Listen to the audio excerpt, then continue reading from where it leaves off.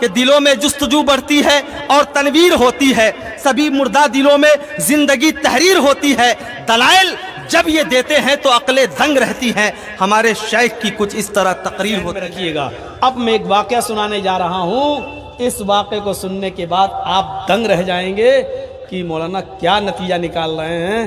یہ واقعہ ہم مولویوں پر بھی فٹ بیٹھتا ہے، یعنی ہم لوگ بھی مجرم ہیں اس واقعے کی روشنی میں۔ بخاری شریف کا واقعہ،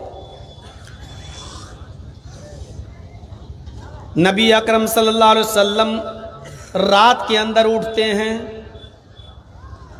کروٹیں بدل رہے ہیں، بستر پر آپ کو رات کی تاریکی میں نیند نہیں آ رہی ہے۔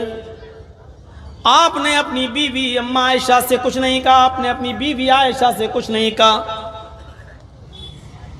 آپ نے دروازہ کھولا اور سیدھے گھر سے باہر نکل گئے۔ تھوڑی دور چلے تو آپ کو راستے سے چلتا ہوا ایک آدمی نظر آیا، کوئی آ رہا ہے۔ آپ اس کے قریب پہنچے، یہ سوچ کر اس کی طرف آگے بڑھ گئے اگر جان پہچان والا ہوا تو اس سے کچھ مانگ لیں گے، کیونکہ بھوک کی وجہ سے نیند نہیں آئی، کروٹیں بدلتا رہا اور گھر میں کھانے کو آج میرے کچھ نہیں رہا۔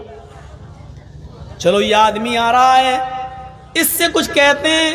رات کے اندھیرے میں اس آدمی کو پہچان نہیں پائے، جب اللہ کے نبی اس کے قریب پہنچتے ہیں تو کیا دیکھتے ہیں کہ یہ آدمی کوئی اور نہیں ہے، یہ حضرت ابو بکر صدیق رضی اللہ تعالیٰ عنہ ہیں، جو رات کی تاریکی میں باہر نکلے ہیں۔ حضرت ابو بکر صدیق نے نبی کو دیکھا اور اللہ کے نبی نے ابو بکر صدیق کو دیکھا، علیک سلیک ہوا، دعا سلام ہوا۔ اللہ کے نبی صلی اللہ علیہ وسلم نے پوچھا، اے ابو بکر اتنی رات میں تم کیسے نکلے؟ تو حضرت ابو بکر صدیق کہتے ہیں کہ اللہ کے نبی، بخاری شریف کا یہ واقعہ، اے اللہ کے نبی، اے اللہ کے رسول، آپ سے کیا چھپاؤں؟ آج اگر جھوٹ بولیں گے تو کل اللہ تعالیٰ وحی نازل کر کے آپ کو بتا دے گا سچائی کیا ہے۔ حقیقت یہ ہے کہ گھر میں مجھے نیند نہیں آ رہی تھی اور بھوک کی وجہ سے میں گھر سے باہر نکل گیا کہ راستے میں کوئی مل جائے گا تو میں اس سے یا میرا چہرہ دیکھ کر وہ میری بھوک کا اندازہ لگا لے گا۔ اللہ کے نبی سے کہہ رہے کون؟ ابو بکر صدیق، اے اللہ کے رسول بھوک کی وجہ سے میں گھر سے باہر نکلا۔ اللہ کے نبی صلی اللہ علیہ وسلم نے کہا، اے ابو بکر اگر مجھ سے یہ امید رکھتے ہو کہ میں تمہارا چہرہ دیکھ کر اپنے گھر لے جاؤں گا اور تمہیں کھانا کھلا دوں گا تو یہ امید بالکل مت رکھنا، اس لیے کہ تمہارے نبی کو، تمہارے ساتھی کو، تمہارے اس خلیل کو، اس دوست کو، محمد رسول اللہ صلی اللہ علیہ وسلم کو بھی بھوک نے ہی گھر سے باہر نکالا ہے۔ جو حالت تمہاری ہے وہی حالت میری بھی ہے۔ جس بھوک کی وجہ سے تم گھر سے باہر نکلے ہو اسی بھوک کی وجہ سے میں بھی گھر سے باہر نکلا ہوں۔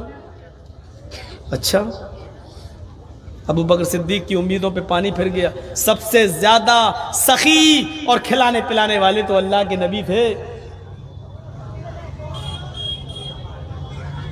چلیے کوئی بات نہیں، چلیے تھوڑا آگے بڑھتے ہیں۔ ایک اور آدمی آتا ہوا نظر آیا، دونوں کی نظریں اس آدمی پر جم گئی، دونوں اشاروں میں باتیں کرنے لگے۔ اگر جان پہچان کا ہوا تو اسی سے کہیں گے کہ اپنے گھر لے چل۔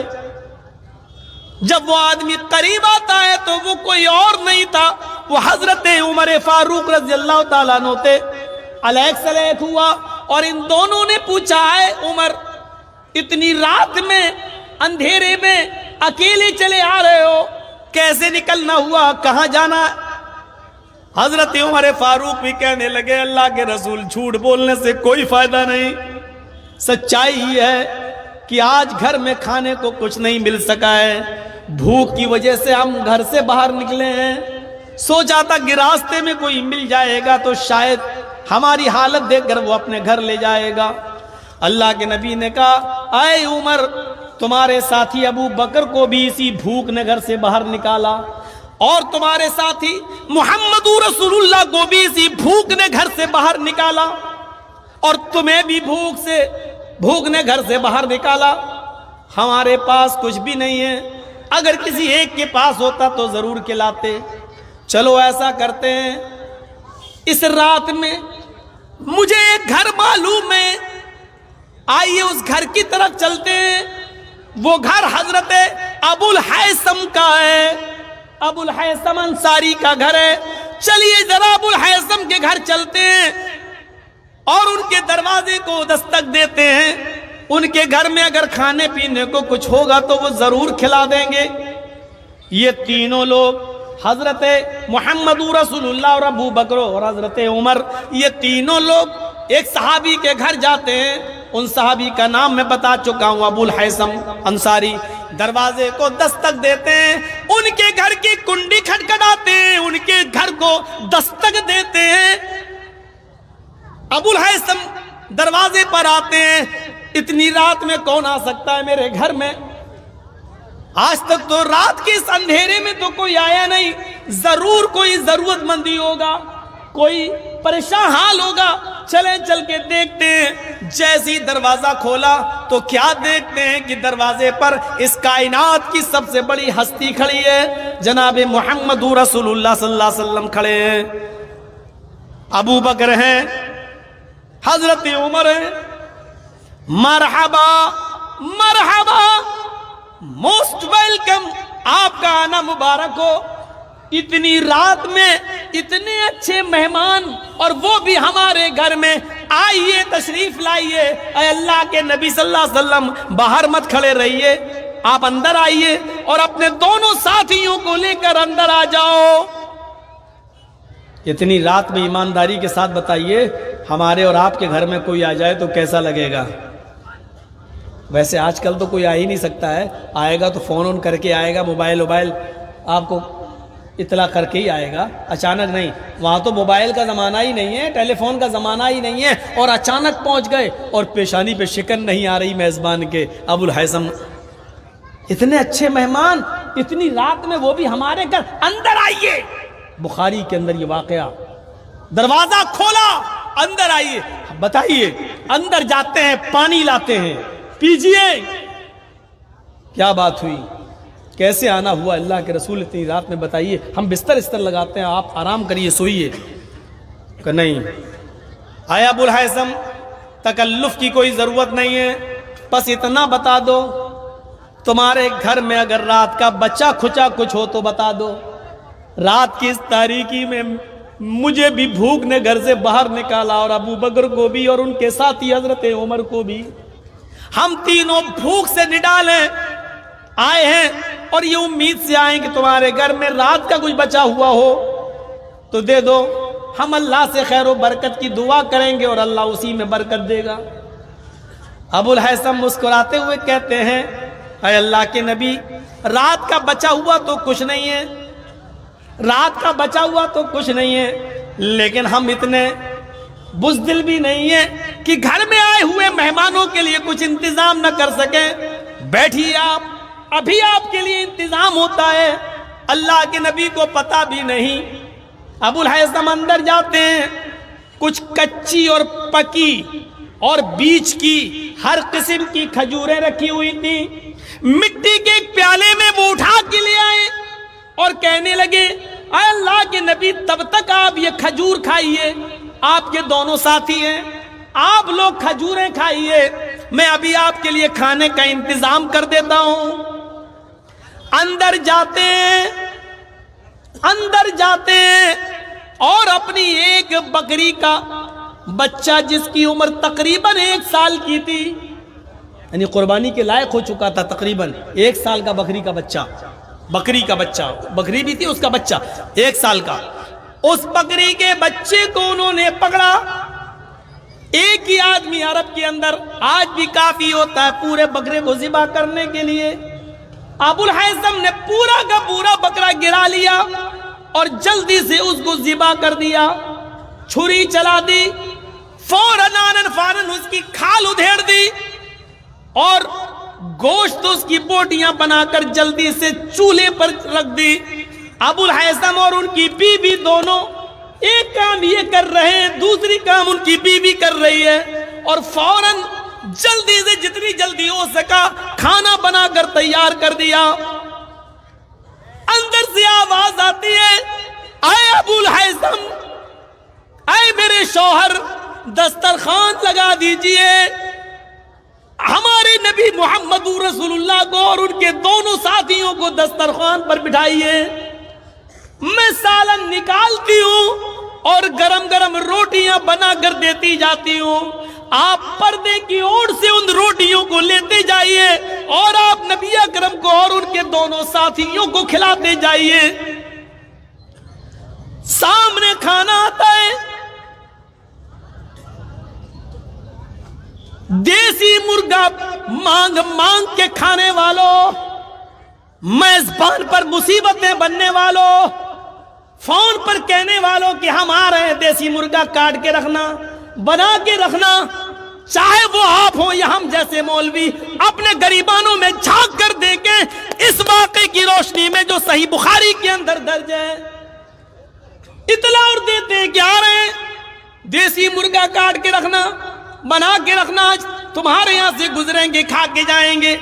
मांग मांग के भी मेहमानी होती है। कहीं तुम्हारे बाप का वो नौकर है जो तुम्हारा हुक्म मानेगा, उसकी ना मजबूरी देखो, ना कुछ देखो, ना परेशानी देखो। यहां बकरा मौजूद, काट दिया, ज़िबा कर दिया, खाना बन के सामने आ गया। जैसे ही गोश्त और रोटियां सामने आई, भुना हुआ गोश्त सामने आया, इमाम कायनात की आंखों में आंसू आ गए, मोहम्मद रसूलुल्लाह सल्लल्लाहु अलैहि वसल्लम की आंखों में आंसू आ गए, रोने लगे। अबुल हैसम जब रोटियां रखने आए, नबी अकरम के आंखों में आंसू देके कहा, अल्लाह के नबी, आपने और आपके साथी तो भूखे थे, हमने तो खाने का इंतजाम किया है, जो मेरे पास मयस्सर था हमने फौरन इंतजाम कर दिया है। अल्लाह के नबी सल्लल्लाहु अलैहि वसल्लम की जबान से जो जुमले निकले वो बुखारी में देख लीजिए। आए अबुल हैसम, अल्लाह की कसम, वल्लाह वल्लाह, आए अबुल हैसम, वल्लाह लतुसअलुन्ना अन हाज़न नईमी यौमल क़यामा। जो नेमतें तुमने पकाकर हमारे सामने रख दी हैं, अल्लाह की कसम कयामत के दिन इन नेमतों के बारे में तुमसे पूछा जाएगा। अल्लाह की कसम कल कयामत के दिन इन नेमतों के बारे में तुमसे सवाल किया जाएगा। जो काम चंद खजूरों में हो गया था, फिर तुमने मजीद अपना बकरा ज़िबा क्यों कर दिया? और जो काम आधा और 1 किलो गोश्त में हो सकता था, उसके लिए तुमने पूरा का पूरा बकरा ज़िबा क्यों कर दिया? लतुसअलुन्ना अन हाज़न नईमी यौमल क़यामा। आए अबुल हैसम, कल क़यामत के दिन तुमसे इन नेमतों के बारे में पूछा जाएगा, सवाल किया जाएगा। सिर्फ 100 बारातियों की जगह 500 ले जाना, सिर्फ यही फजूल खर्ची नहीं है। शादियों में पटाखे और बंदूक की गोलियां चला लेना ही फजूल खर्ची नहीं है। तरह तरह के आइटम बनाकर आधा खिलाया जाए और आधा फेंक दिया जाए, यही फजूल खर्ची नहीं है। बीड़ी और सिगरेट खाकर और थूक दिया जाए पान खाकर, सिर्फ यही फजूल खर्ची नहीं है। फजूल खर्ची में ये चीज भी शामिल है। सुनो, उसने मेहमान नवाजी की थी, जनाबे मोहम्मद रसूलुल्लाह की हैसियत के मुताबिक मेहमान नवाजी की थी, लेकिन नबी अकरम ने उनको भी ये कह दिया, यही वो नेमतें जो तुमने मेरे सामने पेश की। आया अबुल हैसम, कल कयामत के दिन तुमसे इन नेमतों के बारे में सवाल किया जाएगा। कैसे लग रहे हैं इस वाक़े की रोशनी में हम और आप? अब आपके जहन में सवाल होगा, क्या किसी को अच्छा से अच्छा खिलाना भी बुरा है? नहीं।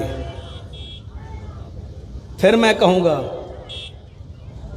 कि अगर आपके घर में मेहमान आया हुआ है और आप जानते हैं 2 मेहमान है, मज़ीद आधा किलो गोश्त में काम चल जाएगा, तो फिर आप आधा किलो बकरा लाएं, आधा किलो मछली लाएं, आधा किलो पनीर लाएं, आधा किलो देसी लाएं, आधा किलो। आप अपनी बड़ाई दिखा, देखो मैंने इतने आइटम आपके लिए बना के रख दिए। ये फजूल खर्ची है जो जायज नहीं है, जो इस पर सवाल होगा, हिसाब व किताब होगा। अच्छे काम पर भी ज्यादा खर्च करने से मना किया है। चलिए اب تو مدرسے والے سوچ رہے ہوں گے تو مولانا کہہ رہا زیادہ خرچ کرنا، تو مدرسے میں جو 100 دے رہے ہوں گے وہ بھی نہیں دیں گے بیچارے، وہ کہیں گے ہم کیوں زیادہ خرچ کریں۔ میں نے سب کا سب منع کیا ہے۔ آپ کے پاس صرف پوری دولت ہی 100 روپے ہے تو آپ ساری کی ساری 100 روپے نہیں دے سکتے ہیں۔ ابھی وہ بھی واقعات آئیں گے آپ کے سامنے، بتائیں گے۔ جب بتا رہے ہیں تو مکمل ہی بتا کر چھوڑیں گے، آپ کو بیچ میں پیاسا نہیں چھوڑیں گے۔ اب 100 روپے آپ کے پاس 100 ہی مدرسے کو دے دی، آپ کی پوری پونجی 100، اب کیا کرو گے؟ شام کو کھانا کہاں سے آئے گا بیوی بچوں کے لیے؟ اللہ دے گا۔ پھر تو وہی حساب ہو گیا صوفیوں کی طرح، اللہ دے گا۔ بیٹھ گئے ایک جگہ پہ، اللہ اللہ اللہ، شام کو کھانا کہاں سے؟ اللہ دے گا، اللہ اللہ اللہ۔ ایسے لوگوں کو تو میں نے کہا تھا حرام خور ہیں یہ لوگ۔ یہ جہاں ملے آپ کو ان کو الٹی چھری سے کاٹو، 1000 جوتے مارو اور ایک گنو۔ یہ قوم کے اوپر بوجھ بنے بیٹھے، بوجھ۔ ایسی لوگوں کے لیے تو ہم نے کہا تھا ہفتے میں ایک دن جمعے کا دن ہے جو سب سے مبارک دن، عید و بقرعید سے بھی زیادہ جس دن کی اہمیت، لیکن اللہ تعالیٰ نے اس پورے دن کو بھی عبادت کا دن نہیں بتایا ہے۔ کیا کہا؟ فَإِذَا قُضِيَتِ الصَّلَاةُ فَانتَشِرُوا فِي الْأَرْضِ، جب جمعے کی نماز پڑھ لی اور جمعے کی نماز مکمل ہو گئی تو اب مسجد میں کیوں بیٹھے ہو؟ ہٹو یہاں سے، نکلو یہاں سے، جاؤ کہاں؟ فَانتَشِرُوا فِي الْأَرْضِ، زمین کے اندر پھیل جاؤ۔ کیوں؟ وَابْتَغُوا مِن فَضْلِ اللَّهِ، اللہ نے جو رزق اتارا ہے، جو روزی اتاری ہے، اس کو تلاش کرو، اپنے بیوی بچوں کے لیے محنت کرو، مزدوری کرو اور ان کو کھلاؤ پلاؤ۔ یعنی لوگوں کے حرام ٹکڑوں پہ مت پلو، ان کے اوپر بوجھ مت بنو، بلکہ اپنی بیوی اور بچوں کے لیے کماؤ۔ اللہ کا حق ادا ہو گیا، اب مسجد میں مت بیٹھو، اب بندوں کا حق ادا کرنے کے لیے باہر نکلو اور محنت کرو، مزدوری کرو۔ اب یہ بیٹھا ہوا ہے، اللہ سجدے پہ سجدے ٹھونکتا جا رہا ہے، اللہ اللہ سبحان اللہ سبحان اللہ، تسبیح رٹ رہا ہے، مالائیں جپ رہا ہے۔ ادھر دوسرے لوگ پیدا ہو گئے، رام رام رام رام رام رام رام رام، ادھر ہرے رام کر رہے ہیں، ادھر اللہ اللہ اللہ اللہ کر رہے ہیں۔ بہت سے ملیں گے آپ کو، ٹرینوں میں بھی مل جائیں گے، ہرے رنگ کی چادر لے کر بھیک مانگتے ہوئے صوفی لوگ، اور کہیں گے کیا فلاں کے نام پہ دے دو، فلاں پہ چادر چڑھا، یہ کرے وہ، ان کو دو۔ اور شکلیں قسم خدا کی ایسی ہوتی ہے، ان کی شکلیں ان بھیک مانگنے والوں کی، صوفی، اگر ان کا چہرہ اگر دیکھ لو تو قسم خدا کی کھانا کھانے کو دل نہیں کرے گا آپ کا۔ منہ میں تمباکو بھری، مجمیر والے بابا، ایسے ان کے منہ سے جملے تک نہیں نکل پاتے صحیح سے، چہرے پہ ایسی آپ دیکھ کے دنگ رہ جائیں گے ان کے چہرے دیکھ کر۔ ابو الہیثم انصاری کے اس واقعے کو سامنے رکھیے۔ اس کے بعد اللہ کے نبی صلی اللہ علیہ وسلم نے ایک روٹی اٹھائی اور اس روٹی کے اوپر 2 بوٹیاں رکھی۔ ایک روٹی اٹھائی، اب سنو، دیسی مرغا یا مٹن سامنے آ جائے تو بھوک دگنی، اپنے گھر پہ جتنا کھاتے ہو اس سے ڈبل کھانے والوں سنو۔ اس پوزیشن میں اللہ کے نبی نے صرف ایک روٹی اٹھائی، روٹی کا سائز اللہ کی قسم ہمیں نہیں معلوم کتنا ہے۔ بخاری کی حدیث میں صرف خبز کا لفظ آیا ہے، خبز النکرہ، ایک روٹی اٹھائی۔ روٹیاں چھوٹی بھی بنتی ہیں اور بڑی بھی بنتی ہیں۔ آپ لوگوں کے علاقے میں چھوٹی روٹی بنتی ہے، ہمارے ویسٹ یو پی کی طرف آ جاؤ، مغربی یو پی میں تو بڑے سائز کی روٹیاں بنائی جاتی ہیں۔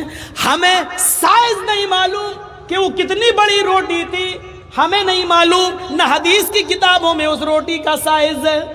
چھوٹی بھی ہو سکتی ہے، بڑی بھی ہو سکتی ہے، لیکن نقرے کا لفظ یہ بتلا رہا ہے کہ ایک روٹی اللہ کے نبی نے اٹھائی اور اس روٹی کے اوپر گوشت کی 2 بوٹیاں رکھی اور کہا، اے ابو الہیثم، اس ایک روٹی کو جس پہ میں نے 2 بوٹیاں رکھی ہیں یہ لے جاؤ اور میری بیٹی فاطمہ کو دے آؤ۔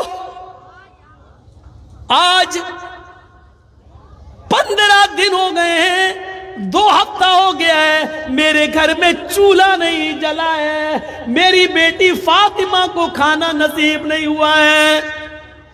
ابو الہیثم، اللہ کے نبی جب یہ بات کہہ رہے تھے تو ان کی بیوی دروازے پہ کھڑی تھی، اشارے سے بلاتی ہے، اے ابو الہیثم اندر آؤ۔ انہوں نے ایک برتن تیار کر دیا اور اس برتن کے اندر گوشت بھر دیا اور کئی روٹیاں اس برتن میں رکھ دی، دوسرے برتن میں ایک ٹفن تیار کر دیا اور کہا ایک روٹی اور 2 بیٹی میں فاطمہ کا کیا ہوگا؟ لے کے جانا ہی ہے تو کچھ زیادہ لے جاؤ تاکہ وہ پیٹ بھر کے کھا لے، اور اس کے گھر میں جو ہو 1-2 لوگ تو وہ بھی پیٹ بھر کے کھا لیں۔ ابو الہیثم جب وہ برتن لے کے نکلے تو اللہ کے نبی نے دروازے سے ان کو طلب کر لیا، ادھر آؤ، میں نے تو 1 روٹی اور 2 بوٹی دی تھی، پورے برتن کو کھول کے دکھاؤ اس میں کیا ہے۔ کھول کے دیکھا تو اس میں سالن بھرا تھا، روٹیاں 1 نہیں کئی روٹیاں تھیں۔ تو اللہ کے نبی نے فرمایا اے ابو الہیثم تمہاری دوسری غلطی یہ ہے کہ تم میری بیٹی کی عادت خراب کرنے کے لیے، میری بیٹی کی عادت کو بگاڑنے کے لیے اتنا کھانا لے جا رہے ہو۔ اگر وہ آج پیٹ بھر کے کھانا کھا لے گی تو پھر وہ اللہ کو یاد نہیں کر سکے گی، اللہ کا ذکر نہیں کر سکے گی۔ کھانے کے لیے اتنی ضرورت ہے جتنے میں انسان زندہ رہے اور اپنے رب کا شکر ادا کرتا رہے۔ نہیں اے ابو الہیثم یہ غلطی مت کرو، جتنا میں نے دیا اتنا ہی لے کر جاؤ۔ پھر آپ نے وہ سارا کا سارا کھانا واپس لے لیا۔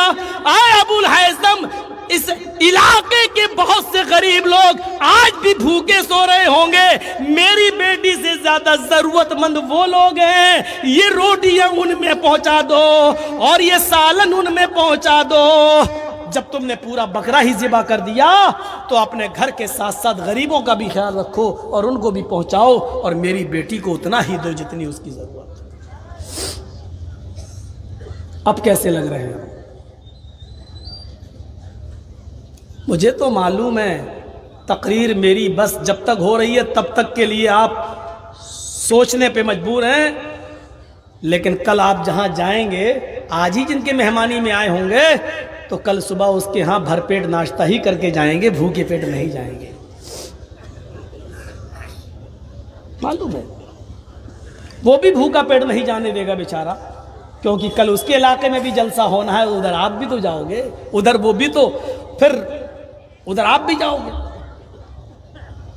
ہوتا ہے، کھانے پینے سے میں منع نہیں کر رہا ہوں، کھلانے اور پلانے سے بھی منع نہیں کر رہا ہوں۔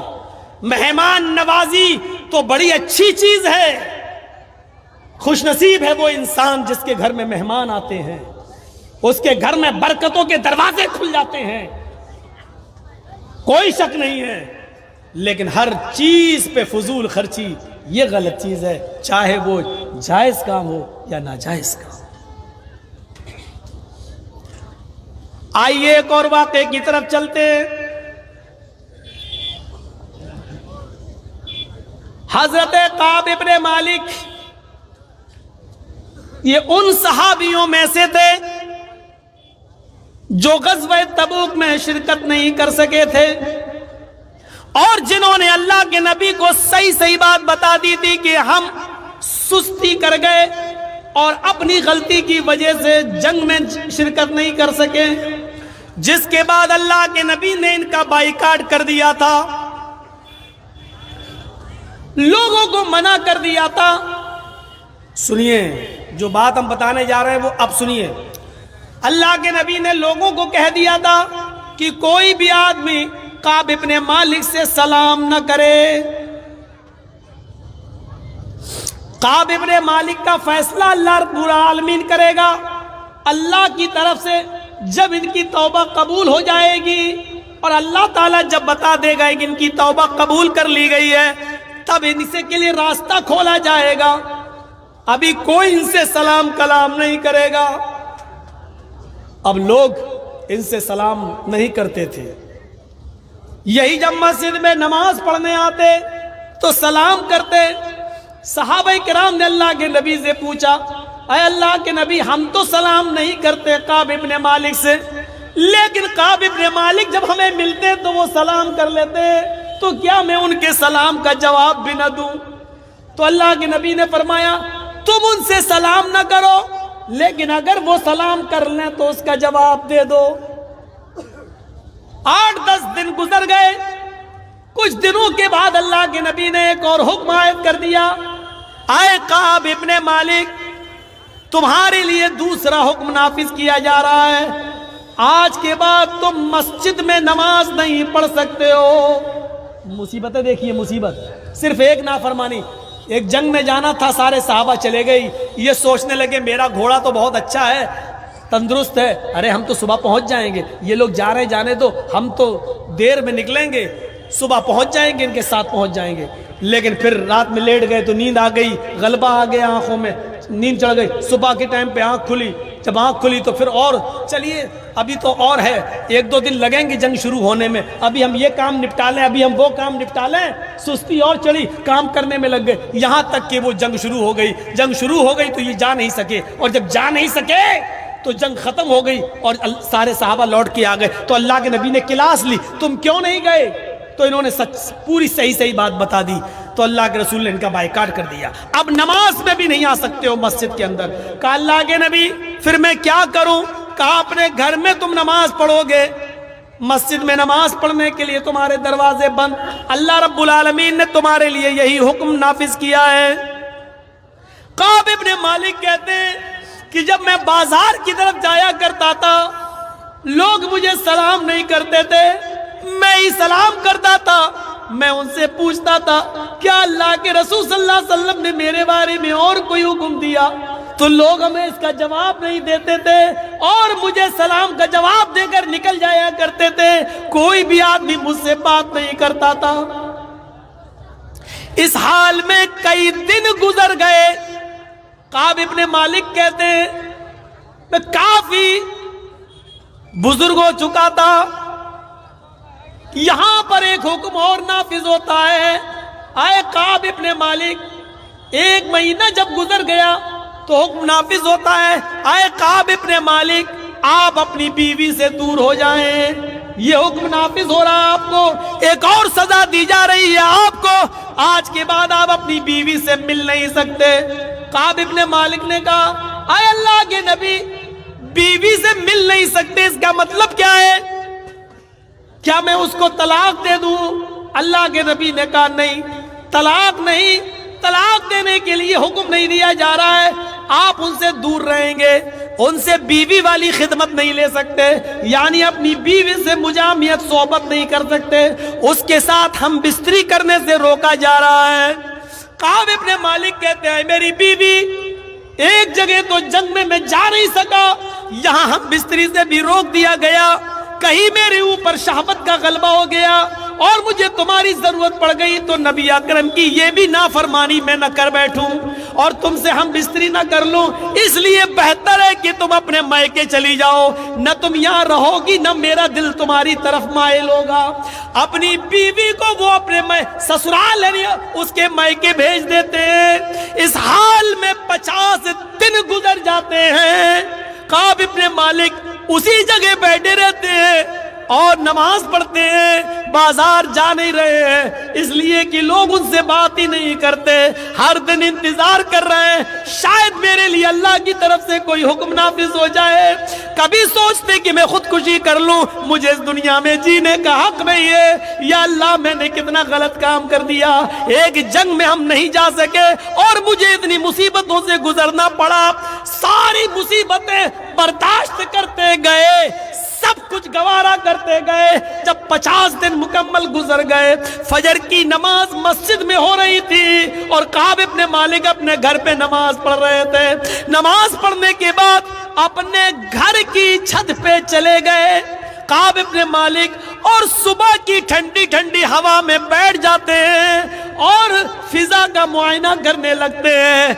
हवा चल रही है ठंडी ठंडी और फिजा का मुआयना कर रहे हैं। क्या देखते हैं, सूरज निकलने के करीब है और कोई आदमी, कोई सहाबी रसूल नबी की मस्जिद नबी से निकलकर मेरे घर की तरफ आ रहा है। थोड़ी देर के बाद वो मेरे घर के दरवाजे के नीचे खड़ा होता है, कहता है काब इब्ने मालिक कहाँ है? काब कहाँ है? काब कहाँ है? मेरे ऊपर से आवाज दी, क्या हुआ? मैं यहाँ हूँ। आए काब इब्ने मालिक, अल्लाह ताला ने तुम्हारी तौबा को कबूल कर लिया है, तुम्हारी तौबा कबूल कर ली है। जनाब मोहम्मद रसूलुल्लाह सल्लल्लाहु अलैहि वसल्लम ने फरमाया है, काब से कह दो कि वो अपनी बीवी को बुला सकते हैं, मस्जिद में आ सकते हैं और लोगों से दुआ सलाम कर सकते हैं। अल्लाह ताला ने उनकी तौबा को कबूल कर लिया। काब इब्ने मालिक आते, जो चीज मैं बताना चाहता हूं उसको गौर से सुनना। काब इब्ने मालिक आते, ऊपर की छत से निकलते हैं, नीचे जमीन पर उतरते हैं, कहते मैं तेजी से मस्जिद नबी की तरफ भागा। ये खुशखबरी मैं जनाब मोहम्मद रसूलुल्लाह से सुनूं। जैसे ही मैं मस्जिद नबी में जाता हूँ, सहाबा किराम मेरा स्वागत कर रहे हैं, उन्होंने मुझे रास्ता दे दिया, सब मेरी तरफ दौड़ पड़े। ऐ काब इब्ने मालिक, मुबारक हो, अल्लाह ने तुम्हारी तौबा कबूल कर ली। और मैं एक ही बात कहता जा रहा हूँ, मुझे ये बात अल्लाह के रसूल से सुननी है। जैसे ही उनकी नजर नबी अकरम के चेहरे पर पड़ती है, अल्लाह के नबी कहते हैं, आओ काब, ये लोग ठीक कह रहे हैं, अभी अभी जिब्रील ने मुझे आकर बता दिया है कि अल्लाह ताला ने काब इब्ने मालिक की तौबा को कबूल कर लिया है। तुम अपनी बीवी को बुला सकते हो, आज के बाद मस्जिद में आ सकते हो, लोगों से दुआ और सलाम कर सकते हो। काब इब्ने मालिक ने अल्लाह के नबी का हाथ पकड़ा, उसको चूमा, नबी की पेशानी का बोसा लिया, गले लगे और फरमाया, ऐ अल्लाह के रसूल, आज आपने मुझे मेरी खोई हुई जिंदगी दोबारा लौटा दी, आज आपने मेरे लिए जीने का एक दूसरा मौका दे दिया, अल्लाह ने मेरी तौबा कबूल कर ली। अब इस खुशी का तकाजा ये है कि मेरे पास जितने मकान हैं, मेरे पास जितने घर हैं, मेरे पास जितनी जमीन है, मेरे पास जितने बागात हैं, ऐ अल्लाह के रसूल आप गवाह रहना, वो सारी की सारी जमीन, सारी प्रॉपर्टी, सारे बागात, सारे मकान मैं सदका कर रहा हूं, मैं अल्लाह के रास्ते में दे रहा हूं। इस खुशी का तकाजा यह है कि मैं सब कुछ अल्लाह की राह में लुटा दूं।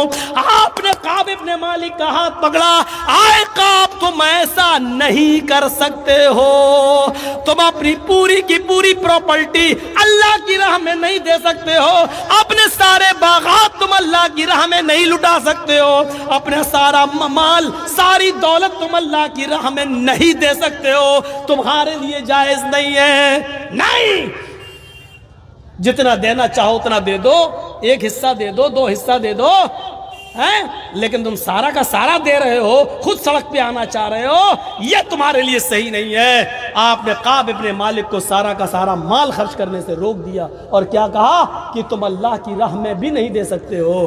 फजूल खर्ची अल्लाह की राह में भी जायज नहीं है। आए अपनी बेटियों की शादी में और बेटों की शादी में बेतहाशा मालो दौलत को लुटाने वालों,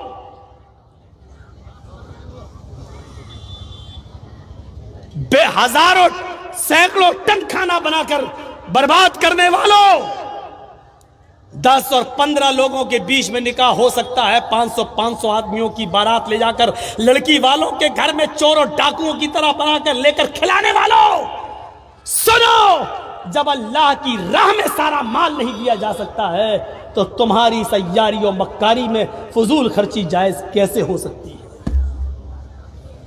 यहां कैसे जायज हो सकती है? कभी हमने गौर किया है, सोचा है हमने? इस बात का एहसास नहीं होता है। इतनी सी बात अगर हम सोच लें कि जब अल्लाह, काब इब्ने मालिक कितना अच्छा काम कर रहे थे, अल्लाह के रसूल आज तो मुझे एक नई जिंदगी मिल गई, इतना अच्छा मौका है हमारे लिए, जब अल्लाह ने मेरी तौबा कबूल कर ली तो मेरी खुशी में चाहता हूं कि सब कुछ दे दूं। लेकिन अल्लाह के रसूल ने कहा नहीं, देखिए वो कह रहे मैं सब कुछ अल्लाह की राह में दे दूं, और अल्लाह के नबी क्या कह रहे हैं, नहीं नहीं, तुम ऐसा नहीं कर सकते।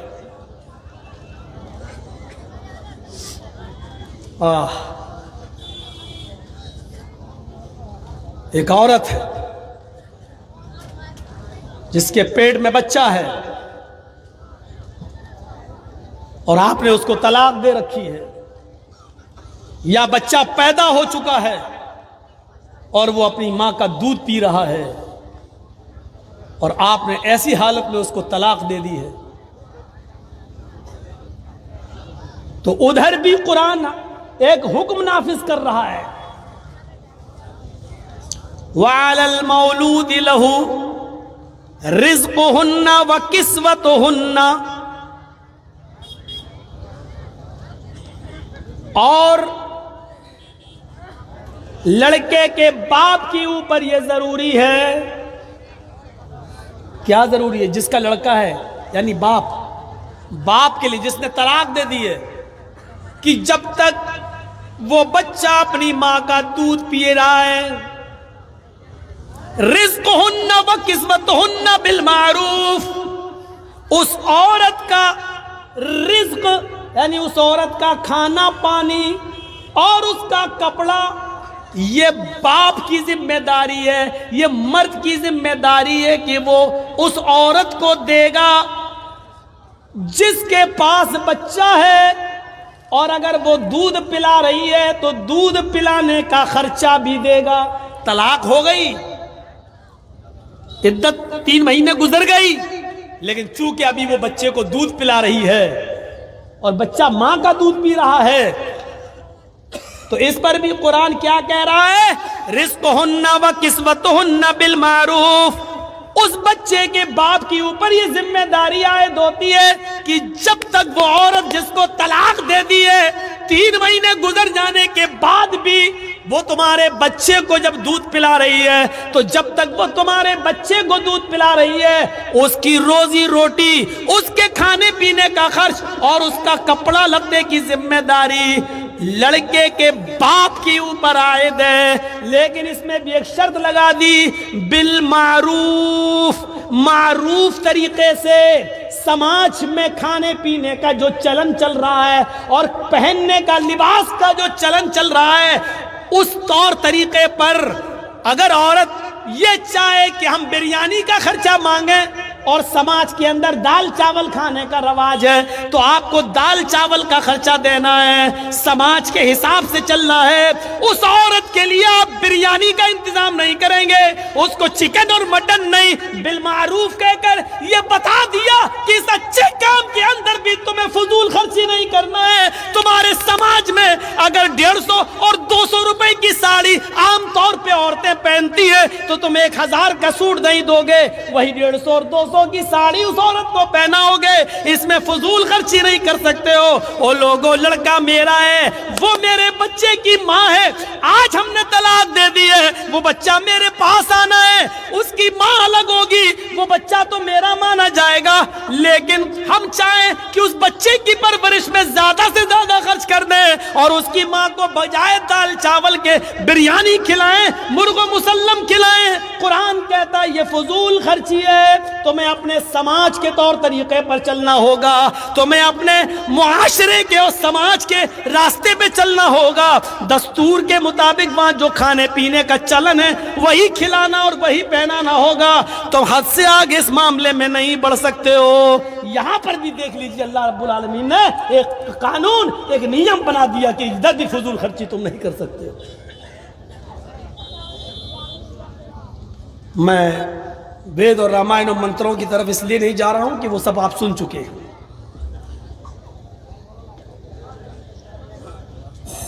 تاریخی تقریر، اتہاسک تقریریں ہو چکی ہیں، میں سمجھتا ہوں کہ اس کی ضرورت نہیں ہے۔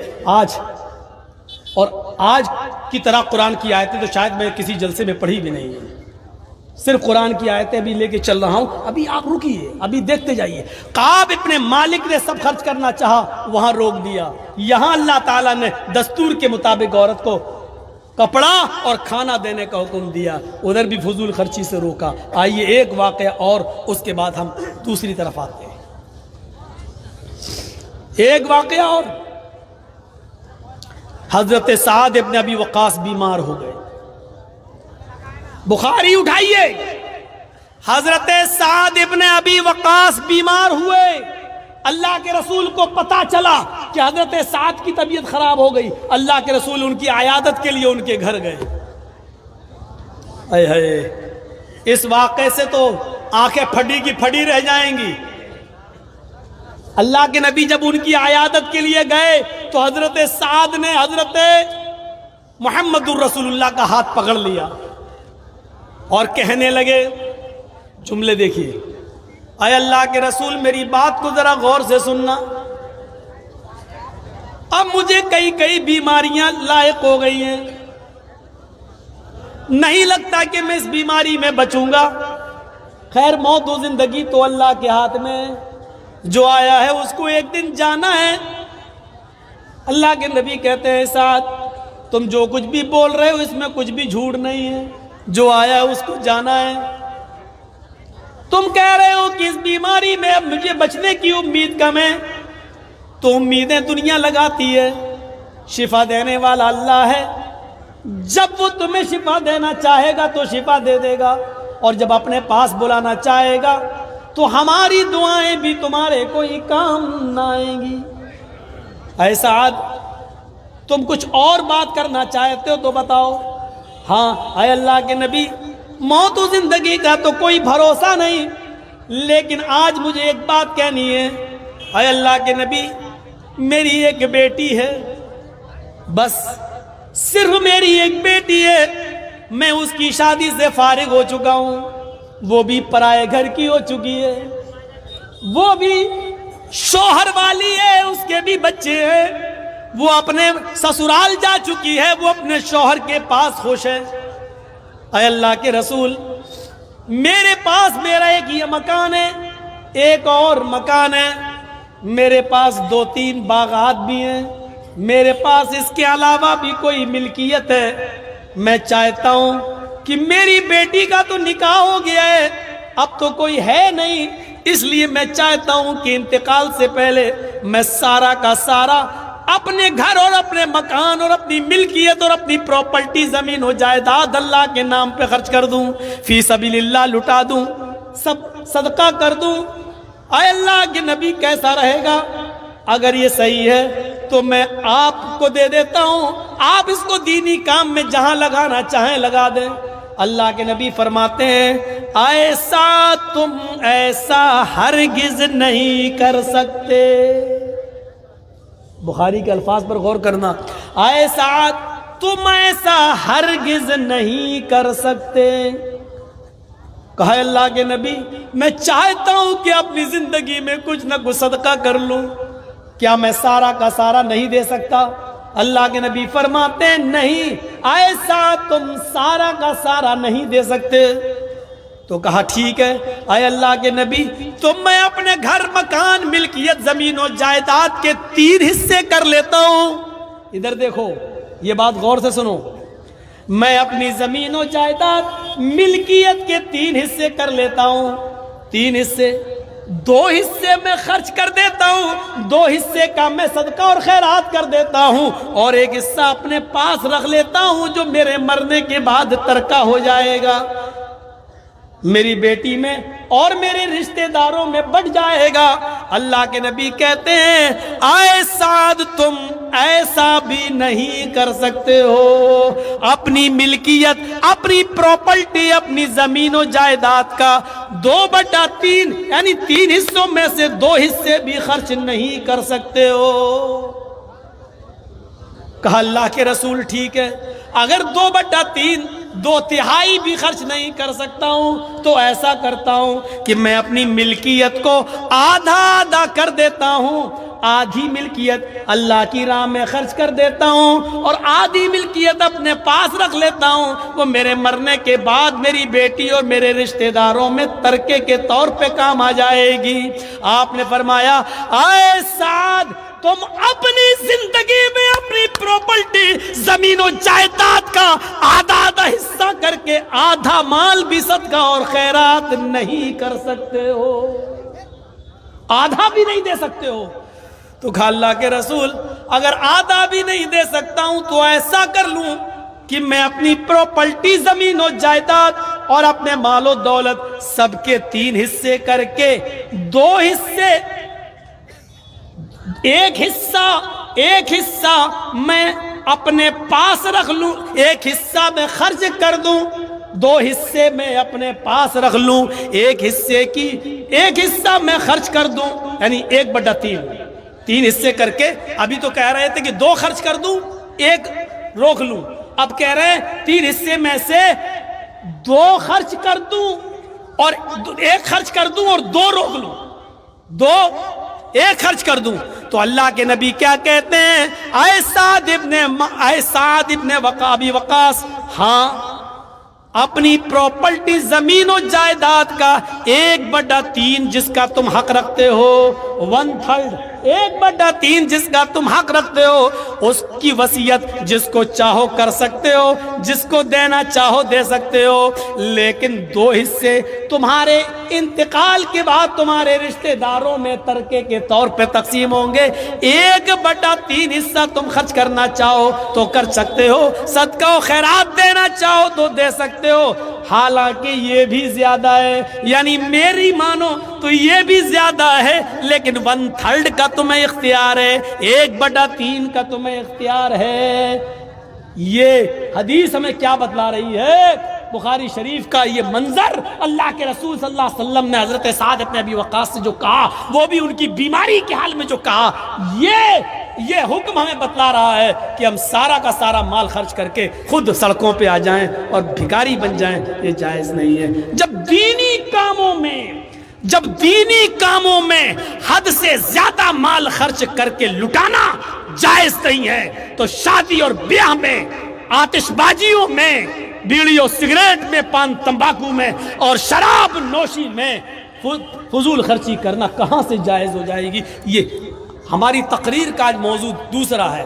ہم فضول خرچی یہ نہیں کہہ رہے ہیں کہ حرام ہے، ہم فضول خرچی یہ نہیں کہہ رہے ہیں ناجائز ہے، ہم یہ بتا رہے ہیں جب فضول خرچی دینی کام میں جائز نہیں ہے تو غیر دینی کاموں میں جائز کہاں سے ہو جائے گی؟ جب ادھر نہیں کر سکتے ہو تو ادھر کیسے کر سکتے ہو؟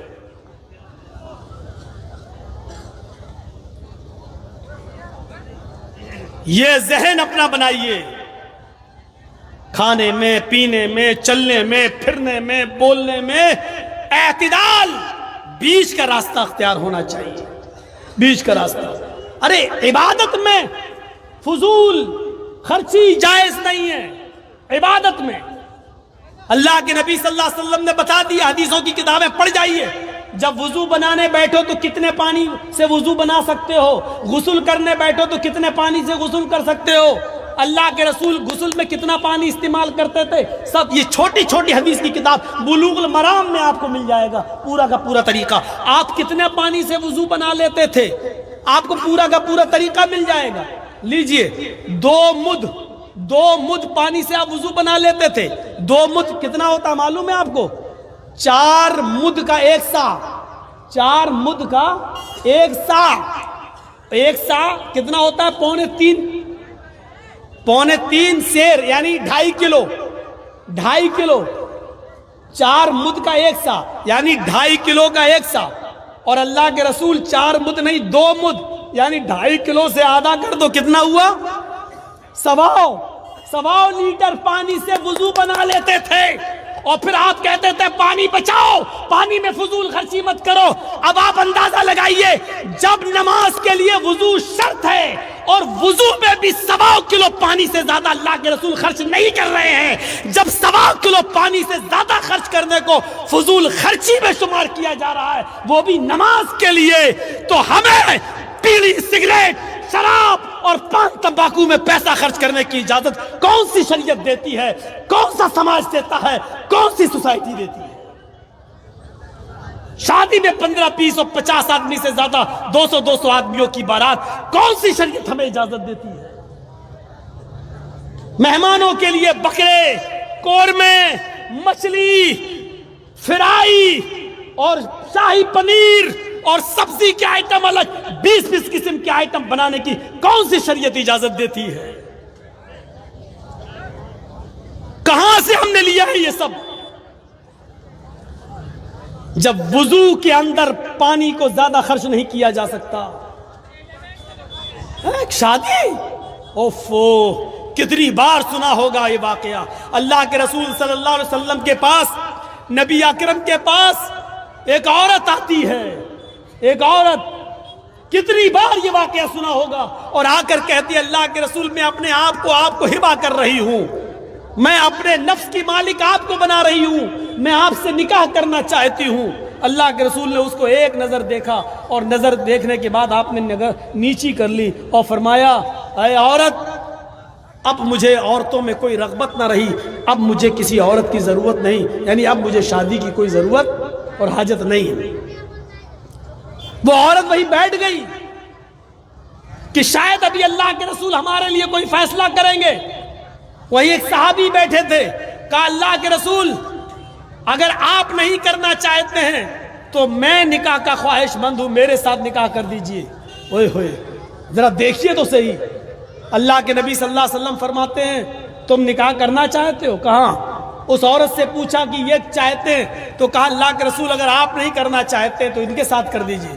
تو آپ نے اس صحابی کو اپنے قریب بلایا، بخاری کے الفاظ دیکھیے، آپ نے فرمایا کیا آپ اپنی بیوی کو مہر میں کچھ دے سکتے ہو؟